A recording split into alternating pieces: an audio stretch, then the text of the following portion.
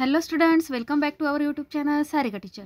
Today we are going to learn a new poem, Rain in the Night from Standard 4th. तर विद्यार्थी मित्रांनो, आज आपण इयत्ता चौथीची इंग्लिशची पोएम नंबर 1 बघणार आहोत.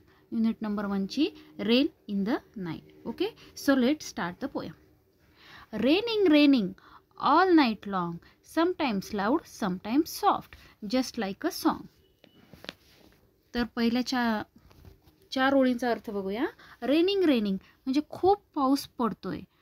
ऑल नाईट लॉंग, पाऊस अख्खी रात्र म्हणजे पूर्ण रात्रभर पाऊस पडत आहे. आणि हा पाऊस कसा पडत आहे?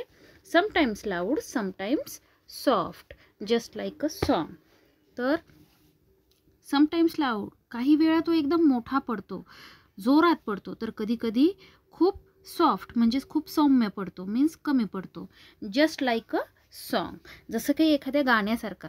एखाद्या गाण्याला कसं एकदम लाऊड म्युझिक असतं, तर काही गाण्यांना सॉफ्ट म्युझिक असतं. तसाच हा पाऊस पडत आहे. कवीने इथे पावसाला गाण्याची उपमा दिली आहे. Next lines. There will be rivers in the gutters and lakes along the street. It will make our lazy kitty wash his little dirty feet. बघूया. There will be rivers in the gutters म्हणजे काय? Gutters म्हणजे नाले, reverse म्हणजे नदी. तर इथे कवी सांगत आहेत की गटर्स कसे झाले आहेत? तर नदीप्रमाणे झाले आहेत. नदीप्रमाणे म्हणजे जेव्हा जास्त पाऊस पडतो तेव्हा हे जे गटर्स असतात, नाल्या असतात, अगदी तुडुंब भरून वाहतात नदीप्रमाणे. तर तसे हे झाले आहेत. अँड लेक्स अलॉंग द स्ट्रीट्स, लेक म्हणजे तलाव, स्ट्रीट म्हणजे रस्ते, आणि रस्त्याच्या भोवती जणू तळे साचले आहेत. It will make our lazy kitty wash his little dirty feet. Okay, make म्हणजे बनविणे, लेझी म्हणजेच आळशी, आणि किटी म्हणजे मांजरीचं पिल्लू. तर पाऊस काय करेल? किटीला म्हणजे रे मांजरीच्या पिल्लाला काय करेल? लेझी बनवेल, आळशी बनवेल. आणि ही किटी मग काय करेल? तर पावसातच आपले छोटे पाय धुवेल. फिट म्हणजे काय? पाय. डर्टी म्हणजे घाणेरडे, अस्वच्छ असे पाय. Okay, now next lines.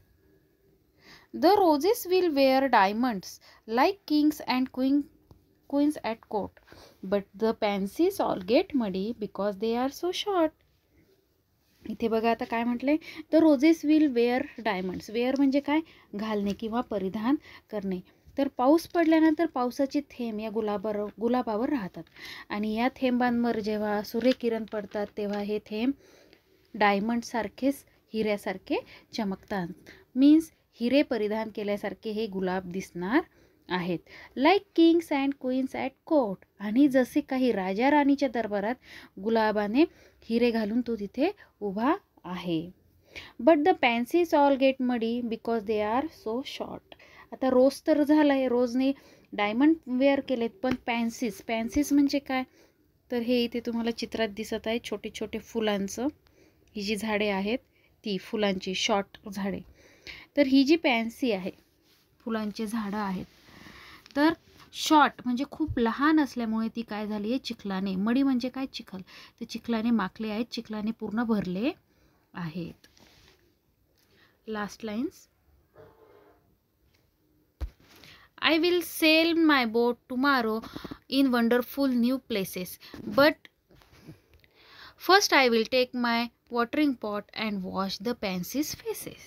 तर बघा इथे कवी काय सांगतायत आपल्याला विद्यार्थी मित्रांनो, की पाऊस खूप पडलाय आणि इथे आता जागोजागी काय झाले? तळे साचले आहेत. तर कवी सांगतायत की उद्या मी माझी बोट चालवणार आहे, आणि कुठे?